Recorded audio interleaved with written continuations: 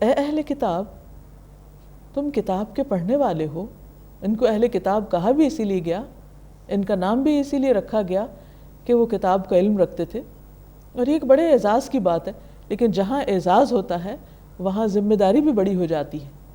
کہا کہ تم کتاب پڑھتے ہو، افلا تعقلون، تم عقل سے کام نہیں لیتے. یہ تو بالکل ایک کامن سینس کی بات ہے، عقل کی بات ہے کہ انسان جس بات کا سبق دوسرے کو دے رہا ہے اس پر خود بھی عمل کرے. وَاسْتَعِینُوا بِالصَّبْرِ وَالصَّلَاةِ، عمل کرنے میں سب سے بڑی رکاوٹ کیا ہے؟ مشکلات، کچھ اندر کی اور کچھ باہر کی. ہم دین پر عمل کیوں نہیں کر سکتے؟ ہم سب جانتے ہیں کہ اللہ سب سے بڑا ہے، اللہ کی کتاب کی عزت بھی کرتے ہیں، ہم احترام بھی کرتے ہیں، اس کو چومتے ہیں، اس کو سینے سے لگا کے رکھتے ہیں، اس کو بلند جگہ پر رکھتے ہیں. ہر صاحب ایمان شخص ایسا ہی کرتا ہے. لیکن یہ عجیب بات ہے کہ جس چیز کا ہم اتنا احترام کرتے ہیں اس کو اپنی عملی زندگی میں لے کر نہیں آتے، اس پر عمل نہیں کرتے. کیوں؟ اس لیے کہ یہ ایک مشکل کام ہے. تو یہاں مشکل کا حل بتا دیا گیا کہ جب بھی مشکل پیش آئے تو کیا کرو؟ وَاسْتَعِینُوا بِالصَّبْرِ وَالصَّلَاةِ، صبر اور نماز سے مدد لو. اللہ کے حضور جھک جاؤ، اس سے مانگو کہ وہ تمہاری رکاوٹیں دور کرے. بعض اوقات رکاوٹیں بیرونی ہوتی ہیں، لوگوں کی طرف سے بات آتی، لوگ باتیں بناتے، لوگ ہنستے ہیں، مذاق اڑاتے ہیں کہ یہ تو بہت مولوی ہو گیا، یا یہ کہ طرح طرح کے نام رکھ دیتے ہیں. تو بہت سے لوگ صرف پیئر پریشر کی وجہ سے، لوگوں کے ڈر کی وجہ سے اللہ کے حکم کو پیچھے چھوڑ دیتے ہیں، یا ایک طرف سے گزر جاتے ہیں، یا وہ کرنا نہیں چاہتے، یا کہتے ہیں کہ آج کے دور میں کون یہ کر سکتا ہے. ہاں واقعی مشکل ہے، لیکن ناممکن نہیں. جو کرنا چاہے اللہ اس کو توفیق بھی دیتا ہے. اور جب کبھی ایسی کوئی مشکل آئے تو اللہ کا دامن تھام لو. وہ فرماتا ہے کہ میں تمہارے قریب ہوں، میں تمہاری پکار سنتا ہوں، مجھ سے مانگو. اور سورۃ الفاتحہ جو ہر نماز میں ہم پڑھتے ہیں اس میں بھی کہتے ہیں ایاک نعبد و ایاک نستعین، صرف تیری ہم عبادت کرتے ہیں، صرف تجھ سے ہم مدد چاہتے ہیں. تو عبادت کے ساتھ ہی دعا بھی ہے، بلکہ دعا خود ایک عبادت ہے. تو اس لیے اللہ کی اطاعت میں اگر کچھ رکاوٹیں ہیں تو اللہ ہی سے مدد مانگو کہ وہ رکاوٹوں کو دور کر دے. اور اسی طرح اندر کی رکاوٹیں، دل نہ چاہنا، اندر ایک گرہ سی ہونا، اس کے لیے بھی انسان اللہ سے مدد مانگے.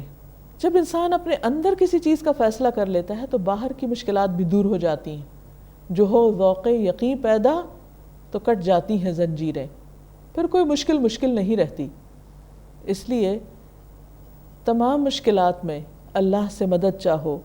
وَإِنَّهَا لَكَبِيرَةٌ إِلَّا عَلَى الْخَاشِعِينَ، اور بے شک وہ نماز بڑی بھاری ہے بھاری چیز، مشکل، مگر خشوع اختیار کرنے والوں پر، عاجزی اختیار کرنے والوں پر وہ بھاری نہیں ہے.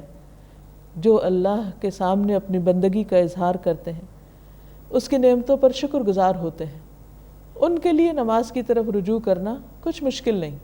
دیکھیے مشکل تو ویسے ہی پڑی ہوئی ہے، تو نماز کیوں مشکل ہے؟ مشکل کو دور کرنے کے لیے ہی تو یہ مشکل اختیار کرنا ہے، اگر مشکل بھی لگ رہی ہے. اب دیکھیے کسی بھی پریشر کا مقابلہ کرنے کے لیے آپ کو زور لگانا پڑتا ہے. تو اگر نماز کو دل نہیں چاہتا تو اپنے اوپر تھوڑا جبر کر کے انسان اگر کھڑا ہو جاتا ہے اور شیطان کو دور بھگا دیتا ہے اور اپنے آپ کو پیچھے کر دیتا ہے اور اپنے رب کے حضور سجدہ ریز ہو جاتا ہے، تو یہ بہت سی مشکلات سے نکلنے کی کنجی ہے. اور خود اللہ سبحانہ وتعالیٰ یہ طریقہ ہمیں بتا رہے ہیں. فرمایا کہ جو واقعی ہمبل ہیں، ان کے اندر عاجزی ہے، وہ اللہ کے آگے جھکے ہوئے ہیں، وہ اللہ کے واقعی بندے ہیں، ان کو تو نماز میں لذت آتی ہے. نبی صلی اللہ علیہ وسلم اپنے بارے میں فرمایا کرتے تھے کہ جعلت قرۃ عینی فی الصلاۃ، میری آنکھوں کی ٹھنڈک نماز میں رکھ دی گئی.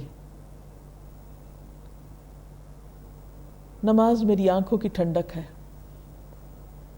جب بندے کو اللہ سے محبت ہوتی تو بندہ اللہ سے سرگوشیاں کرنا چاہتا ہے، اللہ سے ون آن ون بیس پر ملاقات کرنا چاہتا ہے، اور نماز اس کا ایک بہترین طریقہ ہے.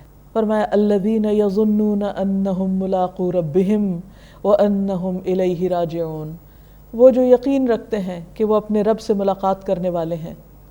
یعنی آج اگر اللہ کے بلانے پر ہم اس جائے نماز پہ حاضر نہیں ہوتے، مسجد میں نہیں جاتے، تو جلد وہ وقت آنے والا ہے کہ جب ہم اللہ کے سامنے لا کھڑے کیے جائیں گے، جب ہمیں اس سے ملاقات کرنا ہوگی. یہ نماز تو اس ملاقات کی تیاری ہے.